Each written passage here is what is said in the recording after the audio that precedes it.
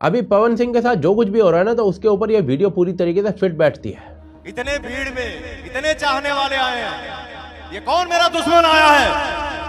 Basically जिनको नहीं पता ना, उनको बता देता हूं कि अभी हाल ही में पवन सिंह को लॉरेंस बिश्नोई गैंग की तरफ से धमकी मिली है। और भोजपुरी स्टार पवन सिंह को गैंगस्टर लॉरेंस बिश्नोई की तरफ से धमकी दी गई है। खबर आ रही है पवन सिंह को सलमान खान के साथ मंच शेयर न करने को कहा गया है। बकायदा ये कहा गया है पवन सिंह को कि वो सलमान खान के साथ मंच को शेयर ना करें और इसी एवज में उनसे मोटी रकम भी मांगी गई है। आसान भाषा में कही तो लॉरेंस बिश्नोई गैंग के मेंबर्स ने क्लियर वार्निंग दी है कि पवन सिंह सलमान खान के साथ किसी भी फॉर्म में एसोसिएट ना करें। और इस थ्रेट को इसलिए भी सीरियस माना जा रहा है क्योंकि लॉरेंस बिश्नोई गैंग पास्ट में भी पब्लिक वार्निंग्स दे चुका है और उन वार्निंग्स के बाद इंसिडेंट्स भी हुए हैं, मर्डर्स भी हुए हैं। और इसीलिए ना पुलिस ने इन वार्निंग्स को लाइटली नहीं लिया है और पवन सिंह की सिक्योरिटी को पूरी तरीके से बढ़ा दिया गया है। पर सवाल ये उठता है कि पवन सिंह को धमकी क्यों दी गई आखिर? क्या पवन सिंह की भी लॉरेंस बिश्नोई के साथ कोई दुश्मनी है? तो इसका सीधा सीधा सा उत्तर है बिल्कुल भी नहीं। पवन सिंह का लॉरेंस बिश्नोई से उतना ही कनेक्शन है जितना पाकिस्तान का डेमोक्रेसी से है, राहुल गांधी का लॉजिक से है और KRK का एक्टिंग से है। तो फिर पवन सिंह को क्यों धमकी मिली है आखिर लॉरेंस बिश्नोई गैंग से? तो इसका सीधा सीधा जवाब इस धमकी की टाइमिंग से मिल जाएगा। बेसिकली देखिए, धमकी ना उनको तब मिली जब पवन सिंह बिग बॉस के इवेंट में सलमान खान के साथ प्रोग्राम करते हुए दिख रहे थे। और जैसा कि आपको पता है कि लॉरेंस बिश्नोई के लिए सलमान खान उसका सबसे बड़ा दुश्मन है और उसका रीजन है ब्लैक बक केस। अब जिनको इस ब्लैक बक केस के बारे में नहीं पता ना, तो उनको थोड़ा शॉर्ट में बता देता हूँ। 26 सितंबर 1998 जोधपुर में फिल्म हम साथ साथ है की शूटिंग चल रही थी, पर फिल्म के क्रू को सैर सपाटे की चुल मचती है और उसी दौरान रात को 10 बजे सलमान खान टूर ऑर्गेनाइजर के पास जाता है और पूछता है कि क्या वो गाड़ी चला ले। ड्राइवर मान जाता है और पीछे 4 लोगों के साथ बैठ जाता है। उमेद भवन से 40 किलोमीटर दूर नागौर रोड के पास बावड़ गांव में सलमान खान सब लोगों के साथ गाड़ी में पहुंचता है, जहां चिंकारा हिरणों का एक झुंड खड़ा हुआ था। Now according to the eyewitness, Salman Khan 2 fire करता है, दोनों चूक जाते हैं। सतीश शाह सलमान को कहते हैं कि भाई थोड़ा जमा कर लगाओ। सलमान अब तीसरा शॉट लेता है जो सीधा चिंकारा को जाकर लगता है। सलमान खान गाड़ी से नीचे जाता है, चिंकारा का सर पकड़ता है और चाकू निकालकर गर्दन अलग कर देता है। इसके पश्चात एक और चिंकारा को मारने के बाद दोनों हिरण उठाए जाते हैं, गाड़ी में रखे जाते हैं, होटल में ले जाकर रात को 2:30 बजे होटल की किचन को खुलवाया जाता है और हिरण को ये लोग पकाकर खा जाते हैं। इसके बाद अगला दिन यानी कि 27 सितंबर आता है। हरीश दुलानी यानी कि गाड़ी का ड्राइवर गाड़ी को धोता है और गाड़ी फिर से शिकार के लिए रेडी हो जाती है। लेकिन उस दिन सलमान शिकार नहीं करता है, केवल गाड़ी को हिरणों के पीछे दौड़ाता है। तब तक दौड़ाता है जब तक भागते भागते हिरण थक नहीं जाते, हाफ नहीं जाते।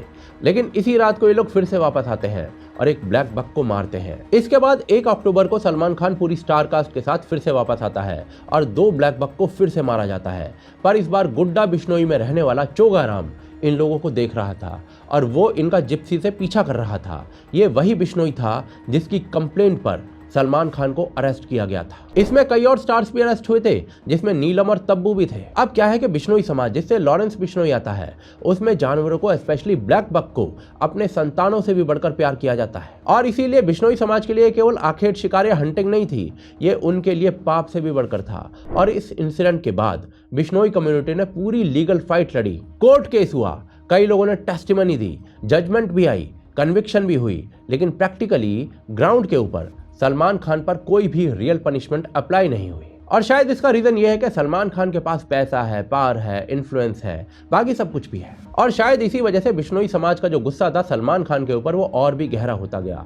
इनफैक्ट बिश्नोई समाज के अनेकों लोग आज भी सलमान खान से इसी कारण से नफरत करते हैं कि भाई एक तो तूने गलती की, ऊपर से आज तक माफी तक नहीं मांगी। और यहीं पे लॉरेंस बिश्नोई की एंट्री होती है। उसने साफ साफ कहा कि सलमान खान ने हमारे समाज के सबसे सेक्रेट, सबसे पवित्र जानवर को मारा है। लॉरेंस बिश्नोई ने आगे कहा कि या तो सलमान खान अम्बेश्वर टेम्पल में आकर पूरे बिश्नोई समाज से माफी मांग ले, वरना अब वो उन्हें सजा देंगे। पर इंटरेस्टिंगली इस सब के बावजूद इतने साल हो गए हैं, सलमान खान ने इस मुद्दे पर एक माफी नहीं मांगी। और इसीलिए ना पिछले कुछ सालों में लॉरेंस बिश्नोई गैंग ने अटेम्प्ट भी किया है सलमान खान को मारने के, पर वो फेल हो गए हैं। और इसके बाद इसीलिए लॉरेंस बिश्नोई गैंग ने पिछले कुछ सालों में अपनी स्ट्रैटेजी को भी बदला है।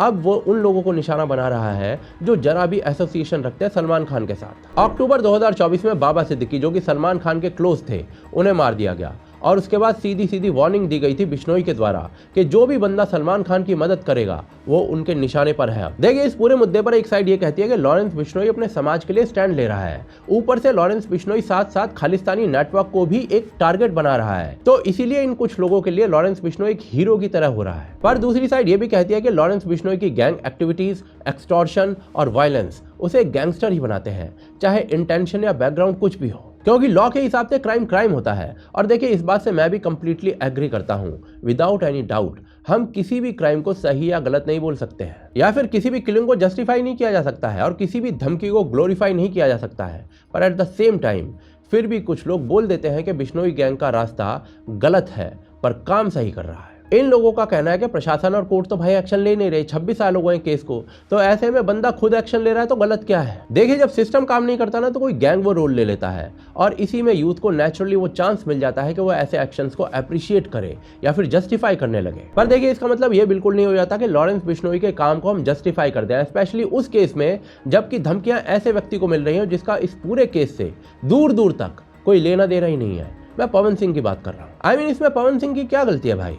उस बंदे को धमकी बस इसलिए मिल रही है क्योंकि वो एक ऐसे व्यक्ति के शो पर गया जिसने पास्ट में कुछ ऐसा किया जिसकी वो व्यक्ति आज तक माफी नहीं मांग रहा है। किसी के शो पर जाने का मतलब ये नहीं हो जाता है कि आप उसको मारने की धमकी दे दोगे, और इसीलिए किसी को पसंद आए या ना आए, मैं लॉरेंस बिश्नोई गैंग की तरफ से मिल रही इन धमकियों को सपोर्ट नहीं करता। हाँ, अगर लॉरेंस बिश्नोई हाफिज सईद को ठोकने की धमकी दे या फिर दाऊद को ठोकने की धमकी दे तो मैं सपोर्ट करता हूँ। देखिए, अगर भारत को एक डेवलप्ड देश बनना है, फर्स्ट वर्ल्ड कंट्री बनना है, वर्ल्ड गुरु बनना है, तो सलमान खान को सजा बिश्नोई गैंग नहीं दे सकता है, बल्कि भारत की कानून व्यवस्था देगी। क्योंकि जो विजिलेंटेज होते हैं ना, वो फिल्मों में अच्छे लगते हैं, रियल लाइफ में सब कैओस क्रिएट करते हैं। और देखिए, सबको इतनी फ्रीडम ऑफ स्पीच होनी चाहिए कि वो खुद को किसी के भी साथ एसोसिएट कर सके, किस स्टेज पर परफॉर्म करना है, किससे मिलना है, ये उसका खुद का डिसीजन होना चाहिए। पवन सिंह चाहे तो शाहरुख खान के साथ जुड़े, सलमान खान के साथ जुड़े या फिर जाकिर नायक के साथ जुड़े, उस एसोसिएशन का, उस जुड़ाव का पनिशमेंट क्या होगा ये देश का कानून तय करेगा, कोई गैंगस्टर नहीं। बावजूद इसके अगर इस फ्रीडम को कोई डिस्टर्ब करता है